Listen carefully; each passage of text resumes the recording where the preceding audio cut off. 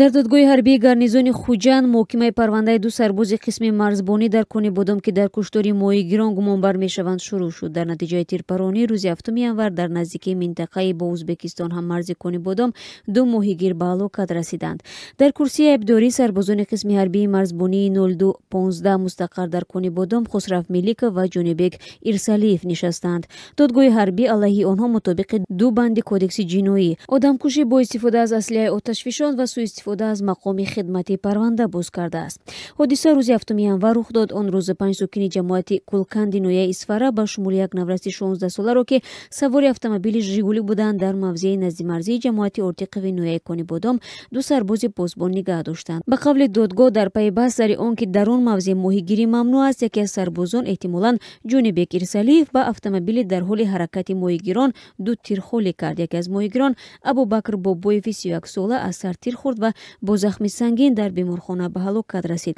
Қодирхон Умонхоҷаеви 44 сола нафари дуюми тиррасида рӯзи 21 феврал баъд аз 2 ҳафтаи муолиҷа дар бемористон ҷон дод. мутриба Охон ва ҳамсари Қодирхон Усмонхоҷаев мегӯяд баъд аз фавти шавҳараш бори рӯзгори худ 4 фарзандонаш бар дӯши ӯ афтод. Вай гуфт писарам Аҳадхон ки донишҷӯи соли аввали донишгоҳи техникии Тоҷикистон дар Душанбе буд, баъди ин ҳодиса дигар натавонист дар дарсҳояш иштирок кунад ва ӯро хориҷ намуданд. Рӯзи 23 январ нирӯҳои марзбонии Тоҷикистон дар иртибот ба ин ҳодиса изҳороти расмӣ дода сабаби тирпарронии сарбози посбон ба автомобили моҳигиронро шаҳр дод.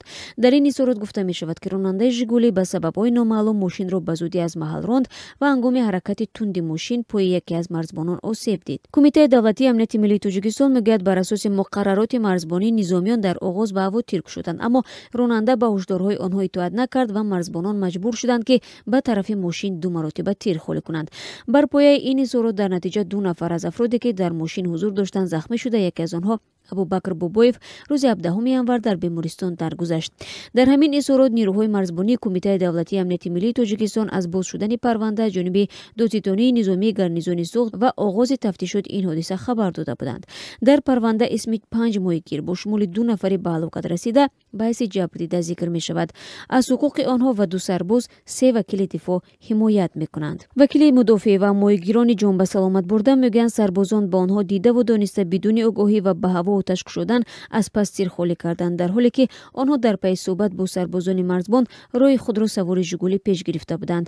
дар ҳоле ки қонунҳои Тоҷикистон бо истифода аз силоҳ ва техникаи ҷангӣ оташ кушодан ба сӯи занон ва ноболиғонро мамнӯъ медонад, дар автомобили моҳигирон як навраси 16 сола низ менишаст. дар мурофиаи додгоҳи ҷонибек Ирсалиев эътироф кард ки аз мусаллалаш ба оинаи автомобил ду тирхолӣ карданд, вале қасд надошт ки касеро ба ҳалокат расонад. мақсадаш боздоштани автомобил буд ки ба амри онҳо итоат накард ва роҳашро идома дод. ӯ гуфтааст надонист дар дохили автомобил як ноболиғ низ нишастааст. ин сарбоз зимни суханронӣ дар толори додгоҳ аз ҳодисаи рухдода изҳори таассуф карда аз пайвандони сокинони ба ҳалокат расида бахшиш хостааст. Хусрав Меликов сардори дастаи посбонӣ дар толори мурофиа амри оташкушоӣ додан ба Ирсалиевро рад карда иштирокаш дар ин ҳодисаи тирпаррониро бар дӯш нагирифтааст. мурофиаи додгоҳии ин парванда рӯзи оянда 10 апрел идома меёбад.